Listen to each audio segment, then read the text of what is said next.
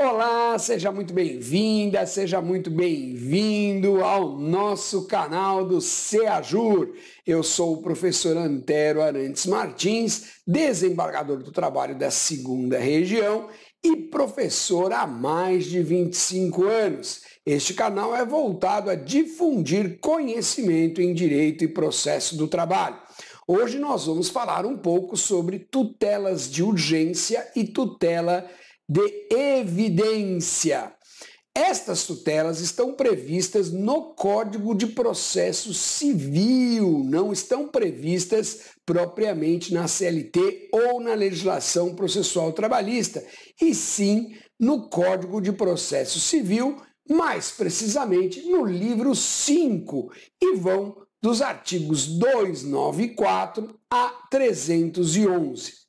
O Tribunal Superior do Trabalho já estabeleceu na Instrução Normativa número 39, no seu artigo 3º, que este capítulo todo é aplicável ao processo do trabalho, é compatível com o processo do trabalho.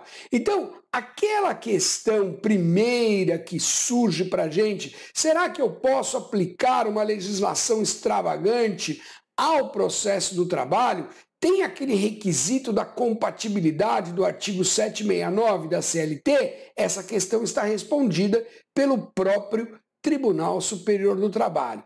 Sim, é aplicável. E a partir do momento que eu sei que é aplicável, então eu me sinto mais à vontade para estudar isso e verificar em que situações eu posso usar uma tutela de urgência ou uma tutela de evidência.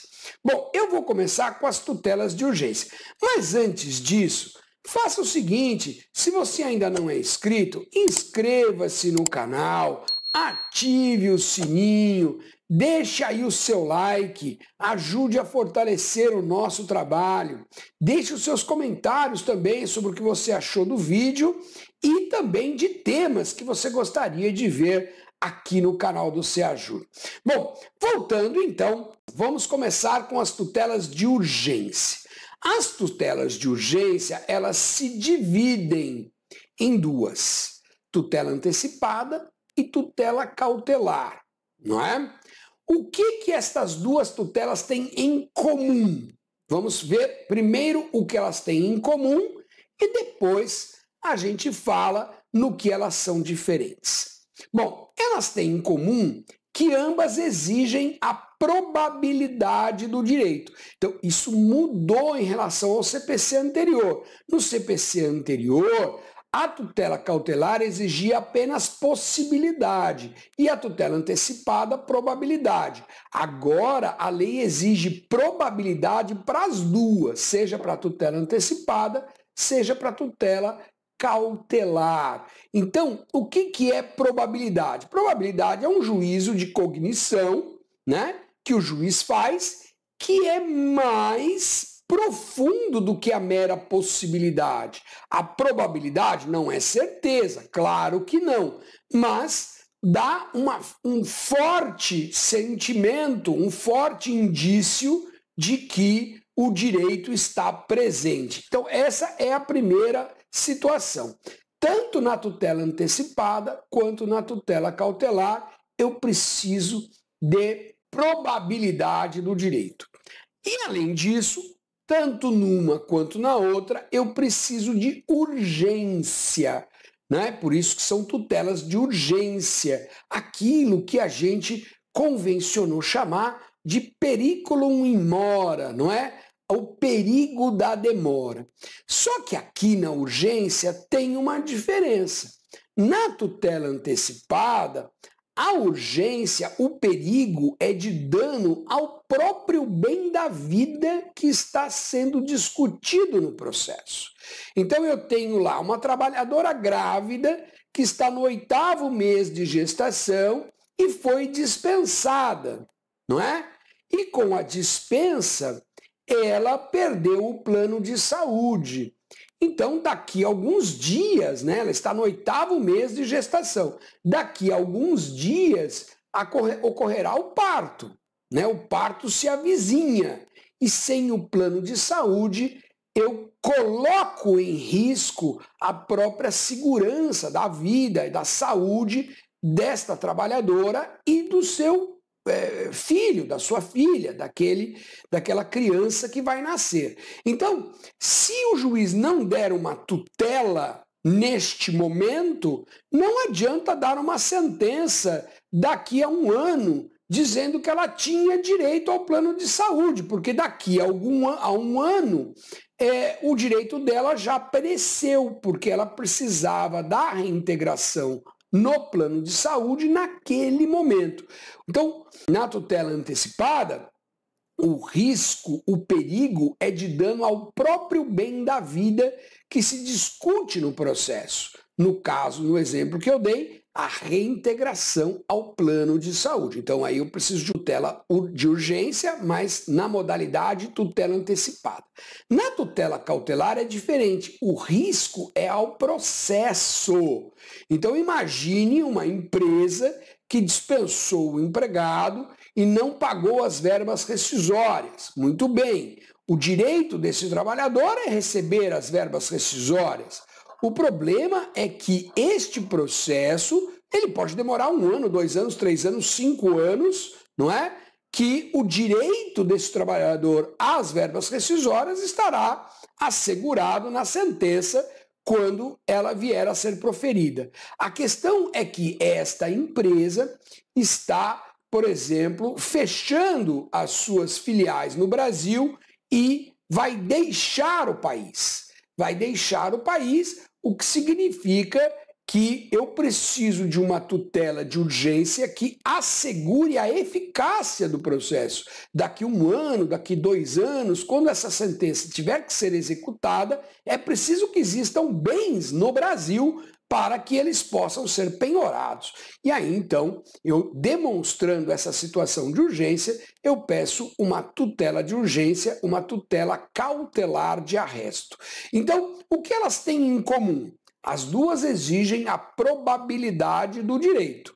E o que elas têm de diferente? Na tutela antecipada, eu tenho a situação de risco ao bem da vida, ao direito material que está sendo discutido. E na tutela cautelar, eu tenho o risco ao direito processual, quer dizer, garantir a própria eficácia do processo. Bom, para além disso, o que mais a gente poderia dizer sobre tutelas de urgência? Elas podem ser requeridas de maneira antecedente ou incidental. Se é incidental, o processo já está em curso e o pedido de tutela de urgência incide naquele processo e é, obviamente, direcionado para o mesmo juiz, para o juiz da causa. A tutela de urgência incidental é bem tranquila. Então, eu tenho uma reclamação trabalhista tramitando lá na X-Vara e surge uma situação de urgência. Então, o advogado faz o pedido da tutela de urgência para esse mesmo juiz, para o juiz da causa. Quando a situação é de tutela antecedente, é que o Código de Processo trouxe algumas novidades na tutela antecedente. Primeira situação, eu vou distribuir essa petição inicial como eu distribuiria a reclamação trabalhista, observando as mesmas regras da reclamação trabalhista. Então, se é um trabalhador que prestou serviços em Osasco, eu vou distribuir este pedido de tutela de urgência a uma das varas do trabalho lá da comarca de Osasco. Até aí, sem novidade. O que a gente tem de novidade no CPC é o seguinte: esta petição inicial pode, não é deve, mas pode versar exclusivamente sobre a tutela de urgência.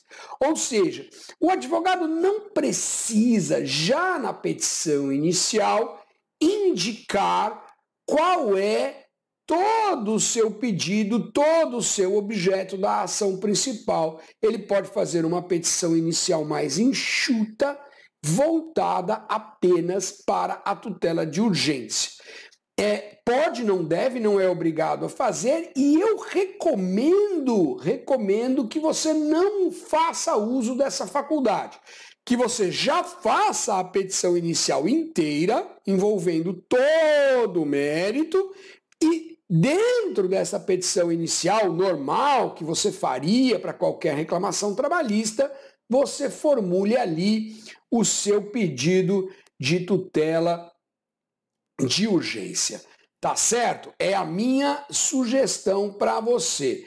Porque depois, se você faz a mini petição inicial só com a tutela de urgência, uma vez concedida a tutela de urgência, você tem prazo para emendar. Se não emendar, o processo será extinto, sem resolução do mérito, e isso dá muito mais trabalho para a advogada, para o advogado da parte autora. Então já faça tudo de uma vez. Mas dentro desta situação de ter a possibilidade de fazer um pedido de tutela de urgência sem fazer a petição inicial toda, olha, na tutela antecipada, na cautelar não, mas na tutela antecipada eu ainda tenho uma novidade do CPC que diz o seguinte: a tutela antecipada ela pode se estabilizar.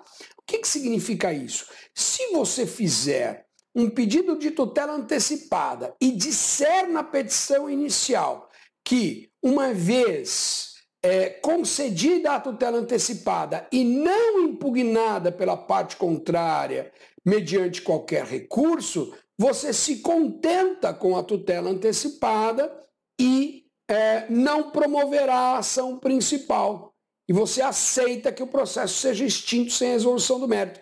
Se você faz esta afirmação já na petição inicial, você nem precisa apresentar a petição inicial completa. Então, naquele exemplo da grávida, se concedida a reintegração no emprego e a empresa não recorrer desta decisão, eu me contento com a tutela antecipada de reintegração ao plano de saúde para que ela possa fazer o parto e abro mão de entrar com a reclamação trabalhista, de modo que o processo pode ser extinto sem resolução do mérito e, nesta situação, a tutela antecipada ela fica estabilizada. Não é coisa julgada, mas ela fica estabilizada e depois, se a empresa quiser modificar essa situação, ela não poderá recorrer mais dentro daquele processo, porque ele foi extinto sem resolução do mérito. Ela terá que entrar com uma ação para reverter a tutela antecipada que ficou estabilizada.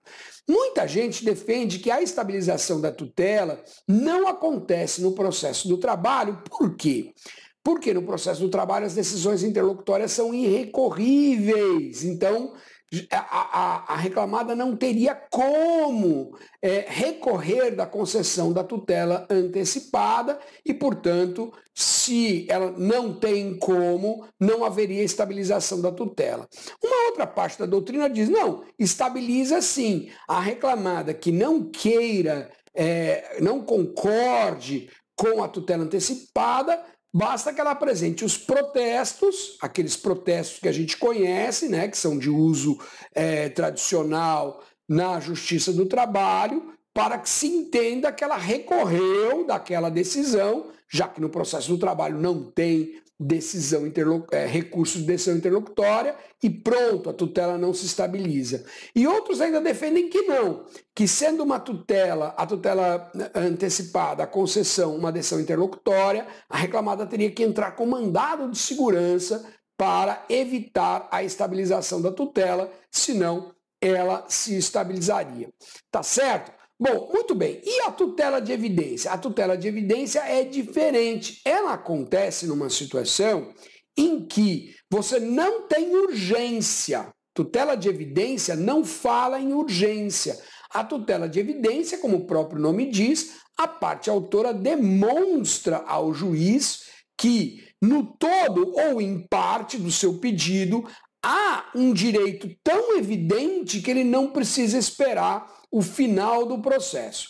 Isso acontece numa situação em que a parte ré abusa do seu direito de defesa, quer dizer, não mantém o seu direito de defesa dentro dos limites da probidade processual, ou então numa situação em que o direito é baseado numa prova documental e somando e a matéria esteja regulada em precedente qualificado do Supremo Tribunal Federal ou do Tribunal Superior do Trabalho. Então, o direito está tão evidente, porque o precedente qualificado é de observância obrigatória pelo juiz, que o juiz pode conceder desde já a tutela de evidência sem esperar o término do processo. Então, uma grávida que quer lá a reintegração no emprego, não é? E a gravidez ainda está no começo, não há risco do parto acontecer por hora, mas ela quer a reintegração no emprego. Eu tenho lá um precedente do Supremo Tribunal Federal que garante o direito dessa grávida e também tem lá o atestado médico que prova que ela já estava grávida ao tempo da ruptura do contrato. Pronto, é o que basta para que o juiz conceda a tutela de evidência, ainda que esse processo vá continuar para uma perícia de insalubridade, por exemplo, para ouvir testemunhas para horas extras. Esta parte da petição inicial pode ser adiantada com uma tutela de evidência. Combinado, pessoal? Olha, se você ficou até aqui, não esqueça, inscreva-se no canal, compartilhe com os seus amigos, deixe os seus comentários, deixe aí o seu like, que é muito importante para fortalecer o nosso trabalho aqui, e indique quais são os temas que você gostaria de ver aqui no canal do SEAJUR. Combinado? Eu espero vocês na próxima semana. Forte abraço!